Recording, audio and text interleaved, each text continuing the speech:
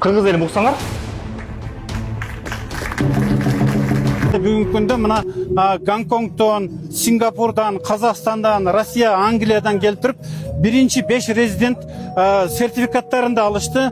Булар Кудай буйруса бул жерге алып келип, абдан бир чоң инвестицияларды кылабыз деген ойлору бар. Мисалы үчүн кайсыл дүйнөнүн булун бурчунан учуп келсе дагы, мисалы үчүн бул жерге түз эле келип, кирип, бул жерде өзүнүн жана соглашение, контракттарын кылып, бул жерде договорлорду түзүп, бул жерде өздөрүнүн жана соода саттыктарын жүргүзүп, кайра чыгып кете берет. 6000 гектар территориянын сыртына чыга турат. Бирөө ушундай планшет кешен эткен.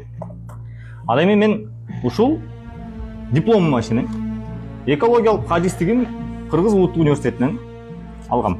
Ушунан учуп келсе дагы, мисалы үчүн бул жерге түз эле келип, кирип, бул жерде өзүнүн жана соглашение, контракттарын кылып, бул жерде договорлорду түзүп, бул жерде өздөрүнүн жана соода саттыктарын жүргүзүп, кайра чыгып кете берет. Самолет конуп жатканда дагы, учуп жатканда дагы көмүр кычкыл газын абага чачат. Мындайча айтканда, ысык көлдүн акваториясына чачат. Күнгөй алатообуз бар, тескей алатообуз бар, мөңгүлөрүбүз бар. Мөңгүнүн үстүнө чачат. Эмне болот? Эрийт. Ал сел болот. Сел болуп агызат. Көрүп атабыз, 6000 гектар жерге булар келип, байма-бай самолеттер конуп, кайра учуп турат деп. Көзүбүздүн карегиндей агып чыкпайт. Ошол эле көлүбүзгө өзүбүз түшүп атабыз. Андан сырткары бул ата бабадан калган аманат. Анан ысык көл мыйзамы турат. Булар ысык көл мыйзамын бузуп атпайбы? Азыркы учурда жашап жаткан биз жана келечек болочоктун кенчи деп беренеде жазылып турат. Экосистемасы, экотутуму кол тийгиз деп турат. Жаратылышы мамлекет тарабынан коргоого тийиш деп турат.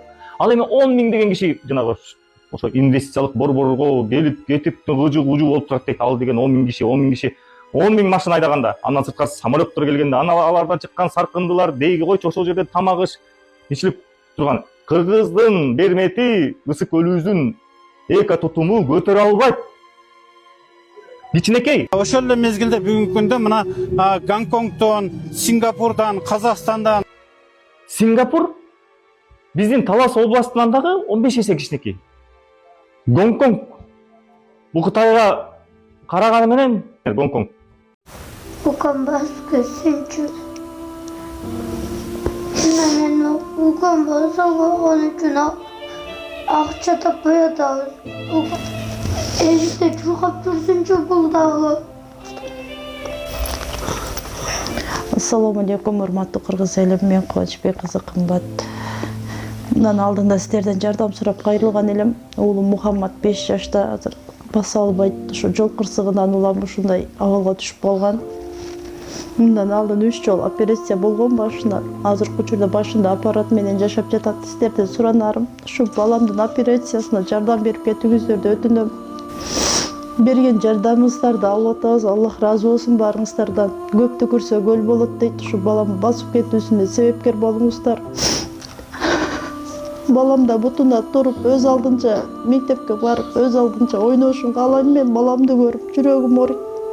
Бизге азыркы учурда $45,000 акча каражаты керектөлүүдө. Бизде андай сумма жоктугунан улам аргасыздан кайрымдуу кыргыз эли менен жардам сурап кайрылып жатам.